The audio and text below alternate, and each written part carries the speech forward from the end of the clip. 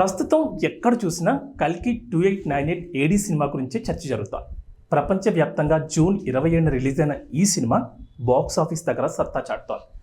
భారీ క్యాస్టింగ్తో అంతకు మించిన ఊహించని క్యామియోలతో కల్కిని రూపొందించారు డైరెక్టర్ నాగ్ అశ్విన్. ఈ చిత్రంలో మలయాళ హీరో దుల్కర్ సల్మాన్ కూడా ఓ కేమియో చేసిన సంగతి తెలిసిందే. అయితే దుల్కర్ క్యారెక్టర్ అంతటితో ఆగిపోలేదని, తర్వాత రాబోయే భాగాల్లో మళ్ళీ వస్తుందని సమాచారం. కల్కి 2898 ఏడీలో అతిథి పాత్రలు చాలానే ఉన్నాయి. వీటిని బయటకు చెప్పకుండా చివరి వరకు సర్ప్రైజ్గా ఉంచుతామని డైరెక్టర్ నాగ్ అశ్విన్ అనుకున్నారు. అయితే రిలీజ్ ముందు రోజు ప్రభాస్తో కలిసి నాగ్ అశ్విన్ చేసిన ఇన్స్టాగ్రామ్ లైవ్ ఇంటర్వ్యూలో డార్లింగ్ దీనిపై తెలియకుండానే లీకులు ఇచ్చేశారు. దుల్కర్ సల్మాన్, విజయ్ దేవరకొండలకి థ్యాంక్ యూ అంటూ ప్రభాస్ చెప్పడంతో కల్కిలో వీరున్నట్లు క్లారిటీ వచ్చేసింది. అయితే ఏ పాత్రలో కనిపిస్తారనేది మాత్రం సినిమా రిలీజ్ అయ్యాకనే తెలిసింది.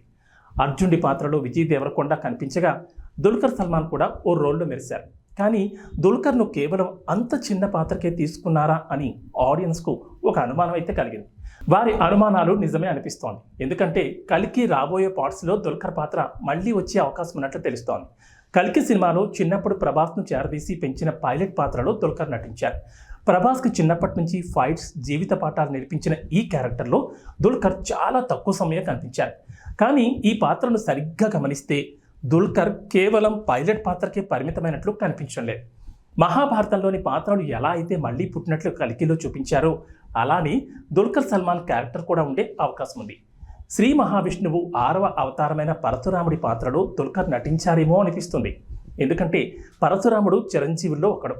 పైగా కల్కి పురాణం ప్రకారం కల్కికి యుద్ధ విద్యలు నేర్పిన గురువు కూడా పరశురాముడే. అలానే కర్ణుడికి కూడా విద్యలు నేర్పించింది పరశురాముడే. దీన్ని బట్టి చూస్తే కల్కి సినిమాలో చిన్నప్పటి ప్రభాస్కి విద్యను నేర్పింది దుల్కర్ పాత్రే కనుక రాబోయే తరువాతి భాగాల్లో మళ్ళీ ఈ పాత్రను మహాభారతంలో పరశురాముడిగా చూపించే అవకాశం లేకపోలేదు. ఎలా అయితే మహాభారతంలోని ఓ బలమైన పాత్ర భైరవగా మళ్ళీ పుట్టిందో అలానే పరశురాముడి అంశంగా దుల్కర్ పాత్ర ఉండే ఛాన్స్ ఉంది. ఇదే నిజమైతే మాత్రం సినిమా వేరే లెవెల్లో ఉంటుందని ఆడియన్స్ అనుకుంటున్నారు. అయితే ఇది కేవలం ఊహాగానాలు మాత్రమే. నిజంగా దుల్కర్ పరశురాముడిగా కనిపిస్తారో లేదో తెలియాలంటే పార్ట్ 2 వచ్చే వరకు వెయిట్ చేయాల్సిందే. కానీ కల్కి చిత్రాన్ని ఎండ్ చేసిన విధానం మాత్రం ఆడియన్స్ని పిచ్చెక్కించేసింది. పార్ట్ 2 కోసం వెయిట్ చేసేలా చేసింది.